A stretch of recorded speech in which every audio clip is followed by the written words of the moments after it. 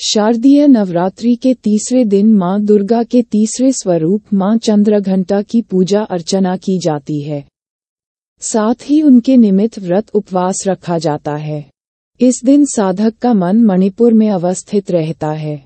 मां की महिमा निराली है। भक्तों का उद्धार करती हैं और दुष्टों का संहार करती हैं। उनकी कृपा से साधक के जीवन में व्याप्त सभी प्रकार के दुख और संकट दूर हो जाते हैं। साथ ही घर में सुख, समृद्धि और खुशहाली आती है। ज्योतिषियों की माने तो शारदीय नवरात्रि के तीसरे दिन दुर्लभ आयुष्मान योग समेत 5 शुभ योग बन रहे हैं।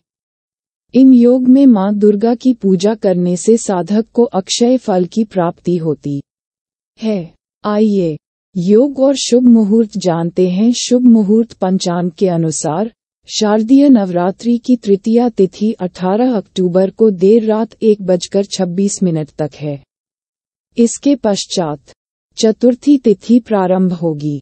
इस प्रकार 17 अक्टूबर को दिन भर तृतीया तिथि है। प्रीति योग शारदीय नवरात्रि के तीसरे दिन दुर्लभ प्रीति योग का निर्माण हो रहा है। इस योग का निर्माण सुबह 9:22 तक है। इस योग में माता रानी की पूजा करने से सुख, समृद्धि और आय में वृद्धि होती है। आयुष्मान योग शारदीय नवरात्रि के तीसरे दिन दुर्लभ आयुष्मान योग का निर्माण हो रहा है। इस योग का निर्माण 18 अक्टूबर को सुबह 8:19 तक है। इस योग में माता रानी की पूजा अर्चना कर सकते हैं। साथ ही शुभ काम भी किए जा सकते हैं। आयुष्मान योग में मां दुर्गा की पूजा करने से साधक को अक्षय फल की प्राप्ति होती है।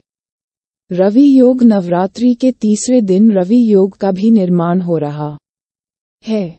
इस योग का निर्माण संध्याकाल 8:31 से लेकर अगले दिन सुबह 6:23 तक है।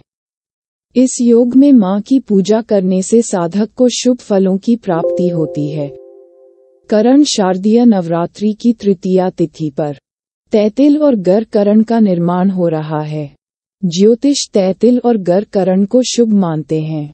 इन योग में पूजा करने से मां का विशेष आशीर्वाद प्राप्त होता है।